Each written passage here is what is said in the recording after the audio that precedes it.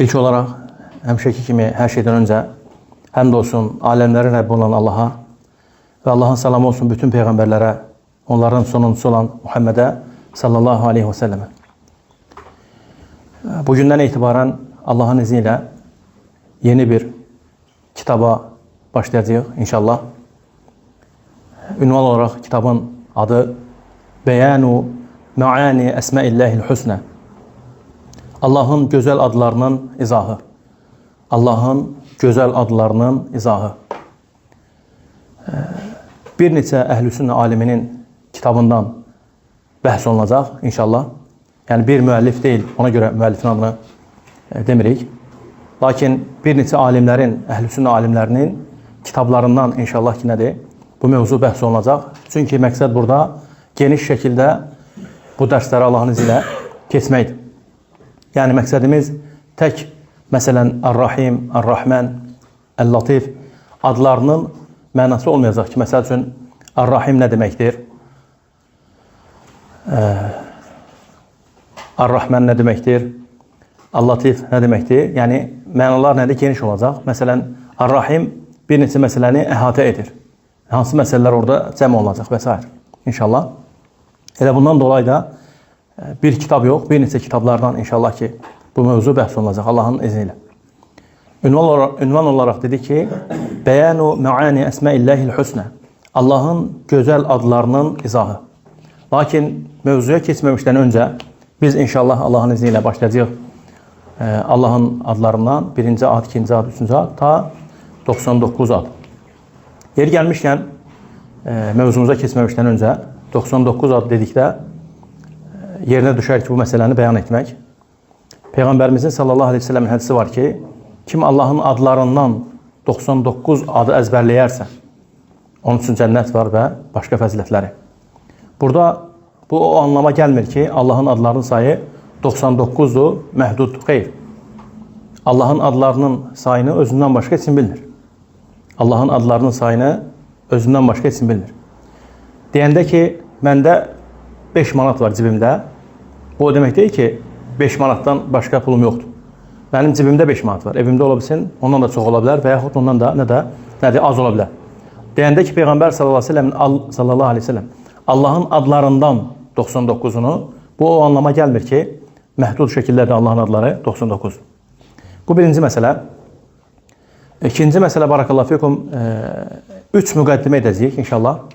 Dərsə başlamamışdan öncə 3 müqəddimə edəcəyik. Müqəddimələrdən birincisi 3 giriş edəcəyik inşallah. Birincisi əhəmmiyyətu ma'rifəti əsməilləhi və sifətihi. Allahın ad və sifətlərini bilməyin əhəmmiyyəti. Allahın ad və sifətlərini bilməyin əhəmmiyyəti. Bunu bugün inşallah götürəcəyik. İkinci müqəddimə Allahın ad və sifətlərini tanımağın fəziləti, yüksək dəyəri, üstünlüyü. İkinci müqəddimə. Üçüncü müqəddimə inşallah Allahın gözəl adlarını və uca sifətlərini tanımağın insana qazandırdığı faydalar. Faydalı müqəddimələrdir, elə deyilmi? Təkrar edək. Birinci müqəddimə, bu gün hansı ki götürəcək inşallah. Müqəddimə yəni kitaba giriş. Kitaba giriş. Allahın ad və sifətlərini bilməyin əhəmiyyəti. Nəyə görə biz bunu öyrənirik? İkinci müqəddimə, barakallahu fikum, Allahın ad və sifətlərini tanımağın fəziləti, yüksək dəyəri, üstünlüyü. Üçüncüsü də Allahın gözəl adlarını və uca sifətlərini tanımağın insana qazandırdığı faydalar.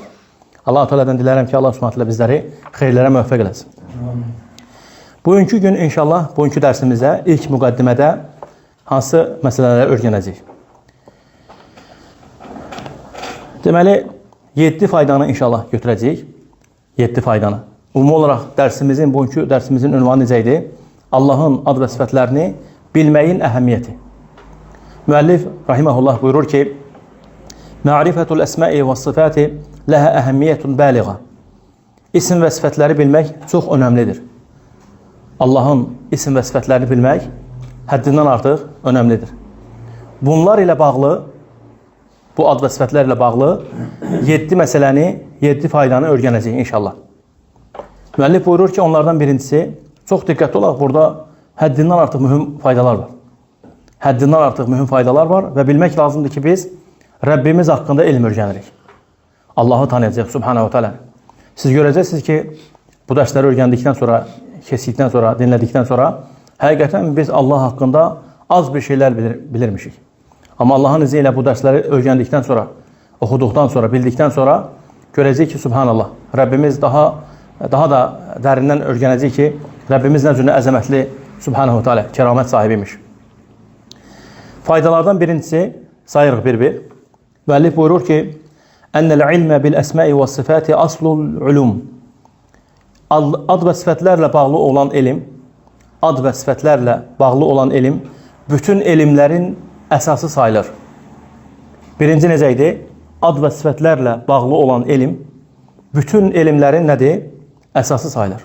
İbn-i Qayyim rahimehullah buyurur ki, Allahın gözəl adlarını saymaq və onlara dair elm əldə etmək hər cür bilik və anlayış təməlidir. Bu birinci fayda. İkinci fayda müəllif buyurur ki, rahimehullah, Ənəllaha xalaqal xalqa liya'rifuhu və ya'buduhu. Bura fikir verin, burada incə məqam var. Allah Subhanahu wa Taala necə ki müəllif buyurur ki, Allah insanları xəlq edib ki, yəni biz xəlq olunmuşuq ki, biz insanlar Allahı tanıyaq, sonra ona ibadət edək. Sual, niyə görə burada gəldi ki, liya'rifuhu və ya'buduhu? Gəlir ki, tanısınlar, sonra ibadət etsinlər. Niyə görə cümlə bu cürə deyil ki, ibadət etsinlər, sonra tanısınlar? Ümid edirəm ki, hamı bilir cavabını. Çünki biz bilməsək, tanımasaq, nə cür ibadət edəcək? Elə deyilmi? Gərək biz Allahı tanıyaq, Subhanahu Teala'ni, sonra ona ibadət edək. Sonra buyurur ki, وَلَا سَبِيلَ إِلَى مَعْرِفَةِ اللّٰهِ إِلَّا بِمَعْرِفَةِ أَسْمَائِهِ وَصِفَاتِهِ. Heç bir yol yoxdur, heç bir tarix yoxdur. Nəyə? Allahı tanımağa ancaq onun ad və sifətləri ilə. Ad və sifətlərindən başqa. Heç bir yol, heç bir tarix yoxdur ki, biz bu yollarla, bu tarixlərlə nədir? Allahı tanıyaq. Deməli, biz Allahı tanımaq istəyiriksə, nə eləməliyik? Allah Subhanahu wa Ta'la'nın adlarını və sifətlərini öyrənməliyik. Sonra ona ibadət etməliyik. Burada bir nöqtə var yenə. Müəllif buyurdu ki, Ənəllaha xalaqal xalqa, Ənəllaha xalaqa əl-xalqa liya'rifuhu və ya'buduhu. Allah insanları xəlq edib ki, insanlar Allahı tanısınlar və ona ibadət etsinlər. Sual. Və ya'buduhu. Nə deməkdir ibadət? Kimsə soruşursaq ki, ibadət nə deməkdir? Cavab olaraq, necə ki, İslam alimləri, rahiməhumullah, ibadətə bu cürə tərif veriblər ki, Allahın Subhanahu wa Ta'la'nın sevib razı qaldığı sözlər və əməllər, istərsə gizlidə, istərsə də aşkarda. Üzr istəyirəm. Allahın sevib razı qaldığı sözlər və əməllər, istərsə gizlidə, istərsə də nədə aşkarda. Bu ibadətin tərifidir. Gözəl, ibadət. Bu mövzu haqqında bəhs olunmalıdır. Bu mövzu haqqında danışmalıyıq. Siz deməyin elə Allah Subhanahu wa Ta'ala bizi buna görə xəlq edib. Necə ki, ayətlərdə keçir, bir neçə ayəti inşallah ki, sizinlə bərabər müzakirə edəcəm. Uca Rəbbimiz öz kərim olan kitabında buyurur ki, وَمَا خَلَقْتُ الْجِنَّ وَالْاِنْسَ إِلَّا لِيَعْبُدُونَ. Mən insanları və cinləri yalnız mənə ibadət etmək üçün xəlq etmişəm. İbn Abbas radiyallahu anhu bu ayətin təfsirində buyurur ki, ey bir mənada liyuvahidun, Allahı təkləşdirsinlər deyə. Allahı təkləşdirsinlər deyə. Başqa ayədə Allah Subhanahu Teala buyurur ki, ibadətlə bağlı Nisa surəsinin 36-cı ayəsində وَعْبُدُ وَلَا تُشْرِكُوا بِهِ شَيْئَهَا. Allaha ibadət edin, ona heç bir şeyi ortaq qoşmayın. Allaha ibadət edin, ona heç bir şeyi ortaq qoşmayın. Yenə başqa ayədə Allah Subhanahu Teala Cin surəsinin 18-ci ayəsində buyurur ki فَلَا تَدْعُوا مَعَ اللّٰهِ أَحَدًا. Allahla yanaşı heç kimə dua etmə. Allahla yanaşı heç kimə dua etmə. Yəni ibadət etmə. Başqa ayədə Allah Subhanahu Teala buyurur ki, Qafur surəsinin 60-cı ayəsində وَقَالَ رَبُّكُمُ دُعُونِ أَسْتَجِبْ لَكُمْ. Rəbbiniz dedi ki, mənə dua edin, yəni mənə ibadət edin. Mən də sizə, duanı burada Allah Subhanahu Teala ibadət adlandırır. Sizin bildiyiniz məsələdir. Mən də sizə cavab qaytaracağım. Yenə başqa ayədə Allah Subhanahu Teala Bəqərə surəsində buyurur ki, يَا أَيُّهَا النَّاسُ اُعْبُدُوا رَبَّكُمُ الَّذِي خَلَقَكُمْ وَالَّذِينَ مِنْ قَبْلِكُمْ لَعَلَّكُمْ تَتَّقُونَ. Ey insanlar, sizi və sizdən öncəki insanları yaradan Allaha ibadət edin. Sizi və sizdən öncəkiləri yaradan Allaha. Ya eyyuhənnəs, ey insanlar. Allah Subhanahu teala bütün insanları özünə ibadətə çağırır Subhanahu və Teala. Təkrar edək. Birinci fayda hansı faydaydı? Öyrəndik ki, İbn-i Qayyim rahimehullah necə buyururdu? Allahın gözəl adlarını saymaq və onlara dair elm əldə etmək hər cür bilik və anlayışın təməlidir. Bu birinci faydadır. İkinci fayda odur ki, Allah Subhanahu wa Taala insanları xəlq edib ki, insanlar Allahı tanısınlar və sonra Allaha Subhanahu wa Taala'ya ibadət etsinlər. Müəllif də buyurur ki, sonra mümkün deyil, heç bir yol yoxdur ki, bu cürünə, yəni ibadəti tapmaq üçün, Allahı tanımaq üçün ancaq o yoldan başqa ki, Allahın ad və sifətləri ilə onu tanımaq Subhanahu və Teala. Üçüncü faydanı götürürük. Müəllif buyurur ki, Ənəlləhə arrafa ibadəhu binəfsihi. Allah özünü insanlarına, qullarına, bəndələrinə tanıtdırmışdır. Allah Subhanahu wa Taala özünü bəndələrinə tanıtdırmışdır. Necə ki, Allah Subhanahu wa Taala kitabında buyurur ki, İnnəni ənəllahu la ilahə illə ənə fə'budni. Allah Subhanahu wa Taala Musa aleyhisselama buyurur ki, İnnəni ənəllah. Buyurur ki, mən həqiqətən Allahım. La ilahə illə ənə. Məndən başqa heç bir məbud yoxdur. Subhanallah. Fikir versiniz bu ayət. Necə əzəmətli bir ayət. Allah Subhanahu wa Taala özü haqqında danışır. Bu dərsi bəhs eləyərkən bu ayəti oxuyanda bəzən olur ki, Subhanallah biz bir ayəti bəlkə dəfələrlə oxumuşuq, yüzlərlə, milyonlarla, minlərlə. Allah Teala bizləri də onlardan etsin və başqa insanlar oxuyublar. Bəzən olur ki, insana elə bir yerdə təsir edir ki, bir ayə. Sanki heç o ayəni oxumayıb, Subhanallah. Biz həmişə eşidirik, La ilahe illallah. Həmişə onun tərcüməsini edirik. Nə deməkdir? Allahdan başqa ibadətə layiq olan haqqı ilə məbud yoxdur. Lakin, Subhanallah, ayətə fikir versəyiz, İnnəni ənəllah. Burada ərəb dili qrammatikası, ərəb dili bəlağati, fəsahəti, La ilahe illallah. Burada bir neçə məsələ cəm oldu. Burada təvqidlər var. Təvqid yəni təkidlər var. Ərəb dilinin belə deyək də, fəsahətinin, zənginliyinin, bəlağatinin gözəllikləri var. İnnəni ənəllah.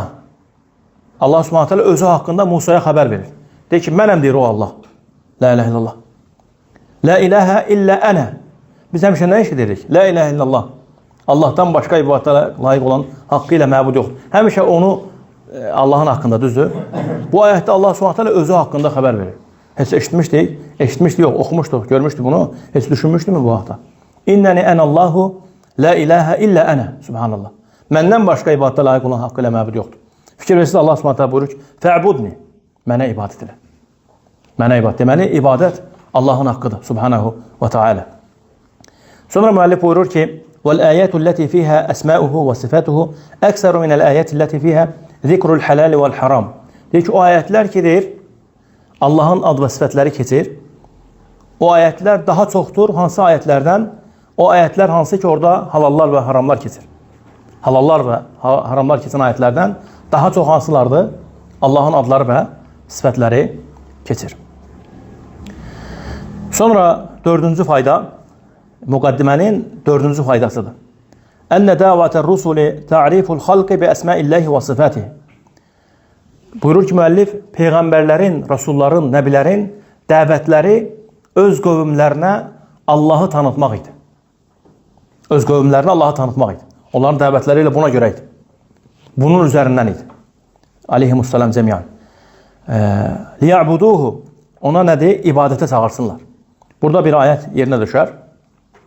Huzur Rəbbimiz buyurur ki, وَلَقَدْ بَعَثْنَا فِي كُلِّ أُمَّةٍ رَسُولًا أَنْ اِعْبُدُوا اللّٰهَ وَاجْتَنِبُوا الطَّاغُوتَ. Biz bütün ümmətlərə peyğəmbərlər göndərdik. Tək olan Allaha çağırsınlar. Allahdan başqa olan ibadətlərə, tanrılara, ilahlara nədir? Onlardan uzaqlaşdırsınlar insanlara. Bütün peyğəmbərlərin gəliş məqsədi idi. وَلَقَدْ بَعَثْنَا فِي كُلِّ أُمَّةٍ رَسُولًا. Fikir verirsiniz, bütün ümmətlərə. فِي كُلِّ أُمَّةٍ. Hər bir ümmətə Rasul gəlib. Siz deməyin, o peyğəmbərlərin gəliş məqsədləri var imiş. Nə idi? Ən ibudullah. Ey qövmüm, Allaha ibadət edin. Quran-ı Kərimə peyğəmbərlərin digər surələrə fikir verəndə baxanda görürük ki, peyğəmbərlərin dəvəti ilə bu ayətlə üst-üstə düşür. Nəhl surəsi 36 ilə üst-üstə düşür. Hamısı bir ağızdan deyiblər ki, Ya qavmi mə ləkum min ilahin qayru. Ey qövmüm, sizə nə olub ki, Allahdan başqa ilahlara tapınırsınız. Bütün peyğəmbərlər nə ediblər? Çağırıblar Allaha. Tövhidə çağırıblar. Necə ki, burada da müəllif qeyd edəcək, rahiməhullah. Sonra burada Şeyxülislam İbn Teymiyyə rahiməhullahın gözəl bir məqaləsi var. Buyurur ki, ma'rifətuhu gayətul ma'arif və ibadətuhu əşraful maqasid vəl-vusul ileyhi gayətul matalib bəl hədə xulasətud da'vətul nəbəviyyə və zubdətul risalə. Bu cümləyə fikir verin.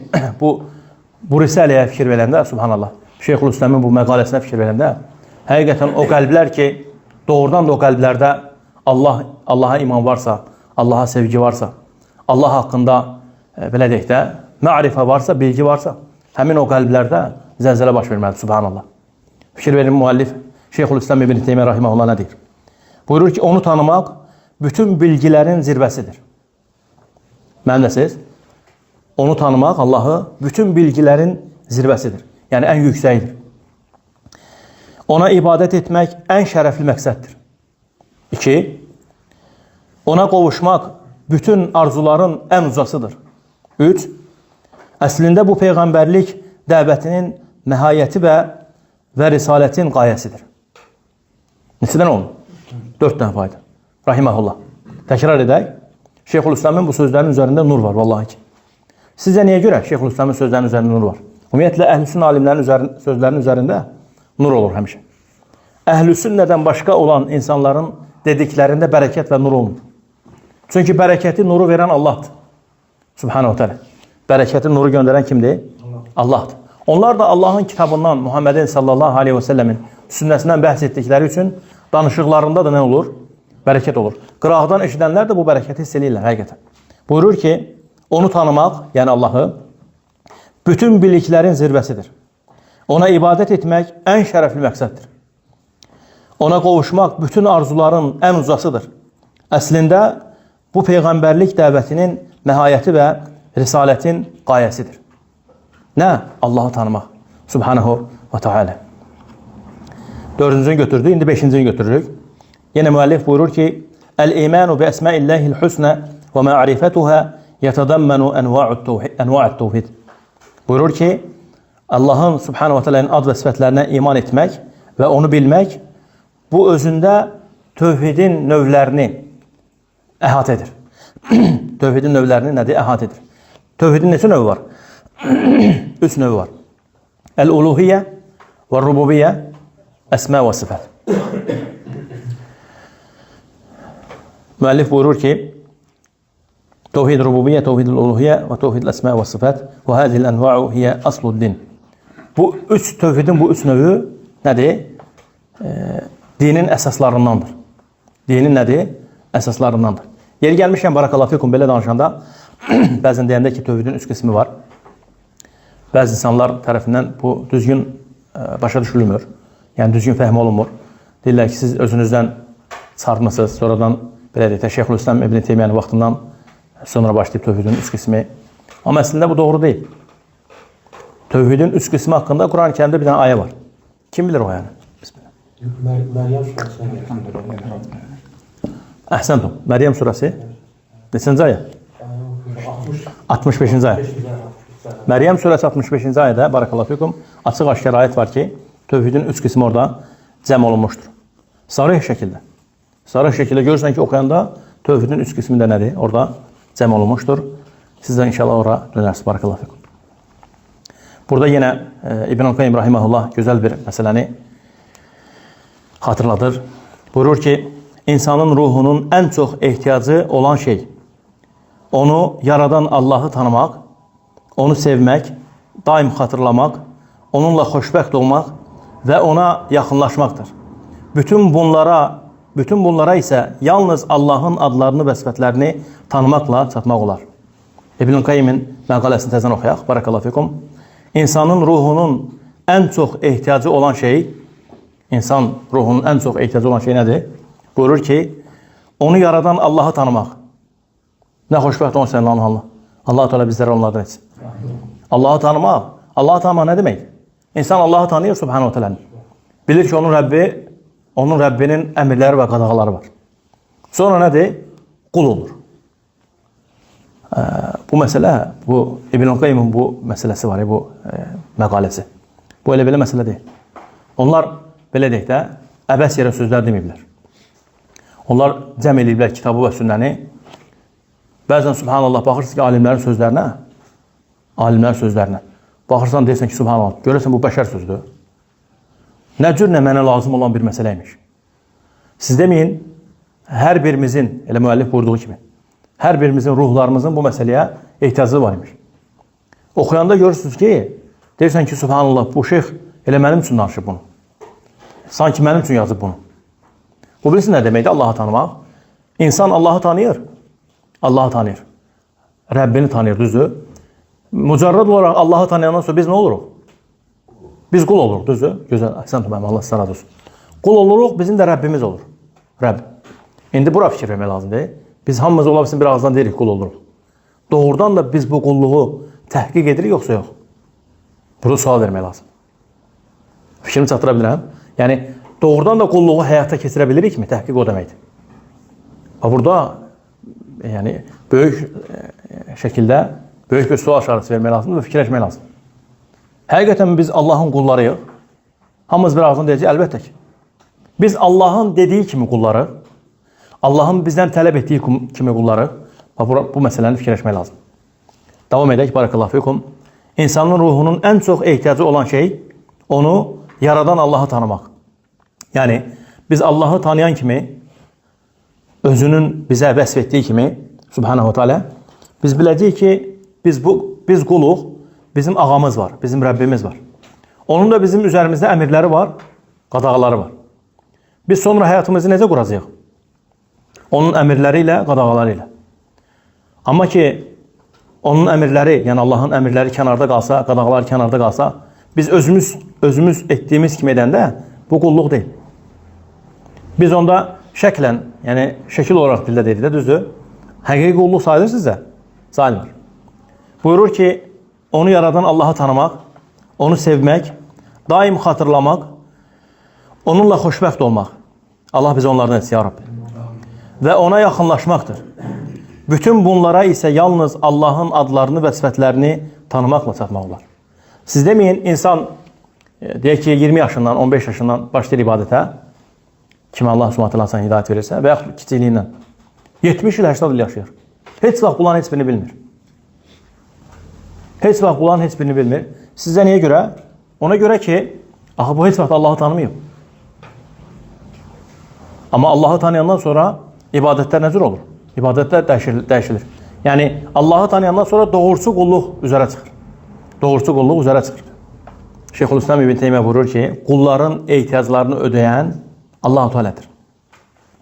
Bu ehtiyacların onun tərəfindən ödənməsi üçün doğru yol ona dua etməkdir.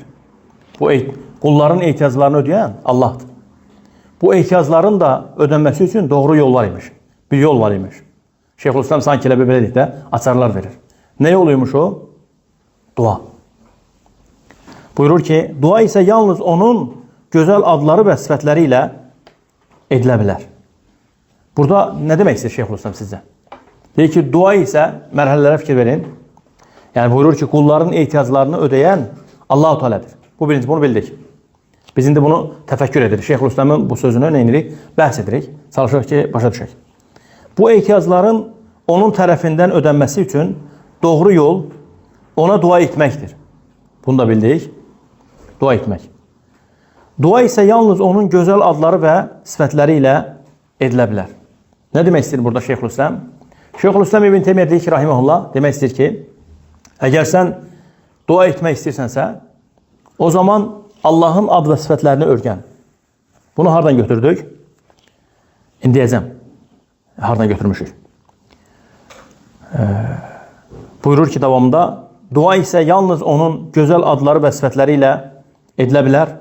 Buna nail olmağın yeganə yolu isə onun ad və sifətlərini tanımaqdır. Buna nail olmaq üçün yeganə bir yol var. Ad və sifətlərini. Şeyxülislamın orada cümlələrin arasında demək istədiyi bir məqam var idi. Demək istəyirdi ki, rahiməhullah, bizlərdən birimiz Allaha dua edərkən bizlərdən birimiz Allaha dua edərkən nə cür dua etməliyik? İstənilən ad ilə, istənilən həcəti Allahın istənilən adı ilə Allaha dua edib, istənilən ehtiyacımızı istəməliyik, yoxsa yox? Siz deməyin bu cür nə deyilmiş? Yox, bu cür nə deyilmiş? Misal üçün biz ruzu istəyirik. Biz Ya Rahim, Ya Rahman deyib çağırmayacaq. Ya Razzaq deyəcək. Fikrimi çatdıra bilirəm. Siz deməyin biz Allahdan bağışlanma istəyirik. Ya Tavvab, Ya Qaffar, Ya Rahim deyib çağıracaq. İndi düşünün ki biz Allahın adlarından bir neçəsini əzbərləmişik. Allah bizə nəsib eləsin. Bizim ehtiyaclarımız var. Ruzu haqqında, evlad haqqında, məsəl üçün. Allahın hansısa bir nəysə bəxş etməsi haqqında, rəhim olması haqqında. İstənilən bir məsələ. Biz bu adla Allaha dua edəcəyik. Sizcə bizim halımız başqalarının halı elə ola bilərmi? Elə olmayacaq. Çünki nəyə görə? Biz Allahın haqqında elmimiz olacaq. Allahın ad və sifətlərini öyrənəcəyik. Allahın adları ilə çağıracaq. Və bu da bizdə nə olacaq? Bizdə nəyə artıracaq? Xoşunu artıracaq. Təqvanı artıracaq. Buna ən böyük dəlillərdən Allah Subhanahu taala nə buyurur? Deyir ki, qullar arasında Allahdan ən çox qorxanlar kimlərdir? Alimlər. Son olaraq burada Barakallahu fikum ayətdə buyurdu ki, Allah Subhanahu taala "Velillahil esmaul husna fad'uhu biha." Allahın gözəl adları var. Bu adlarla Allaha dua edin. Fikir verirsiniz, Allahın gözəl adları var, düzdür? Deməli bu adlarla Allaha dua edin. Təvəssül edin Allahla öz aranızda. Deməli Allahın adları ilə çağırıb Allahdan istəmək. Subhanahu və Teala. Ümid edirəm ki, bu qədər kifayətdir. Allah Subhanahu taala'dan dilərəm ki, Allah Teala eşitdiklərimizi bizim üçün faydalı etsin. Və Allahın izni ilə gələn dərsimizdə ikinci müqəddiməni götürəcəyik. İnşallah. Allahdan dilərəm ki, Allah Subhanahu taala bizi sözlərimizdə və əməllərimizdə ixlaslı olan qullardan etsin. Barakallahu fikum, əhsənallahu ileykum. Subhanakallahu və bihamdik, əşhədu an la ilahe illə entə, əstəğfiruka və etûbü ileyk.